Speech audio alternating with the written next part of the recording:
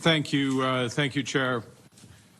Mr. President, dear Volodymyr, Madam First Lady, dear Olena, Diana, friends, it's an honor to be here. It's a tragedy that we must gather together. And it's a tragedy that we're all committed to reverse. You know, Mr. President, when I joined you a few weeks ago on Independence Day in Sofia Square, I emphasized that your struggle is our struggle. Your cause of freedom, democracy, sovereignty, and the human rights and dignity of every person, particularly children, is our cause, the cause of the 42 nations and more organizations gathered here today. I want to be clear at the outset of who's responsible for these horrors. Putin has caused this terrible tragedy that has claimed in the war lives of millions. He menaces the skies of Ukraine, threatens the cities, destroys the field. Putin has stolen Ukrainian children. Thousands of children have been abducted by Russia.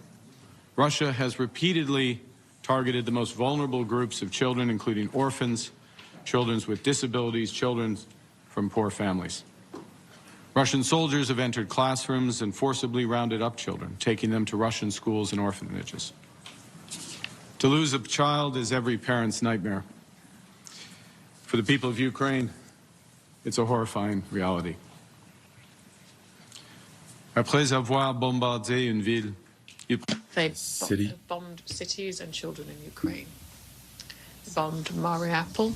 Russian soldiers announced evacuations and brought civilians and children to occupied cities occupied by Russia. Office has reported on these tactics, the tactics including to indoctrinate Ukrainian children. Children are being falsely labeled with Russian citizenship and passports. A decree to fast-track citizenship, the citizenship process for abducted children has been signed by Putin himself.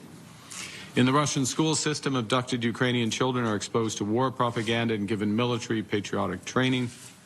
Secondary schools are required to send lists of students aged 18 or older for conscription in the Russian armed forces.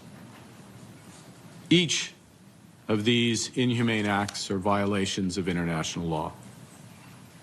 And the 42 members of the International Coalition for the Return of Ukrainian Children are united in our mission. We're committed to the safe return of Ukrainian children, that this must be part of any negotiated settlement. As you mentioned, Mr. President, the coalition has provided Russia and Turkey with an initial list of 339 children to be brought home today. But this is just the beginning. There are thousands more children who've been illegally abducted, who've endured these horrors, who must return home. And as co-chair, Canada will intensify our work with Ukraine, with our European partners and the United States to secure the immediate unconditional return of Ukrainian children. We're investing millions in a HALAS system to support the use of AI in locating and identifying Ukrainian children who've been unlawfully deported. We welcome the recent powerful appeal to President Putin by the First Lady of the United States to consider the plight of children in ending this war. You know, decades ago, a U.S. president led a peace effort with Russia through nuclear disarmament and Reagan adopted the slogan, trust but verify. It couldn't be more different, Vladimir Putin and Mikhail Gorbachev. When peace comes, we can't trust but verify. We must deter and fortify. We must start to drive that peace with the sanctions you mentioned. Canada has sanctioned over 300 enablers of the Russian regime, over 3,000 individuals. We stand ready to reinforce those sanctions further with our European partners. And I welcome the President of the United States' call today, repeated today, for secondary sanctions on Russia. Russia must be deterred, I'll finish with this, from ever thinking that they can threaten Ukraine's or Europe's freedom again. We have to fortify Ukraine's forces that have fought so valiantly and for so long. And by marshalling the strength of the coalition of the willing, President Stubb, I salute your leadership in that, dear Alex, we can help secure a durable peace. But that peace is only truly peace with the reunification of children with their family, with their homeland, and we will not rest until that happens. Slava Ukraine.